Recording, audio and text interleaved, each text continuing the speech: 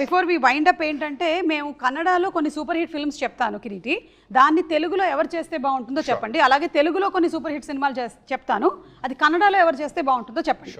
Okay, so let's start with Kantara. Rishab చేశారు అక్కడ. తెలుగులో ఆ కాంతారా ఒకవేళ చేసి ఉంటే ఎవరు చేస్తే బాగుంటుంది? ఎన్టీఆర్ సార్. ఎన్టీఆర్ అలాంటి పర్ఫార్మెన్స్ సరే pull off, only he can pull off. Correct, ఆ క్లైమాక్స్ సీన్ గుర్తొస్తుంది నాకు. It will be simply super. Pailwaan అక్కడ కిచ్చా సుదీప్ గారు చేశారు, ఇక్కడ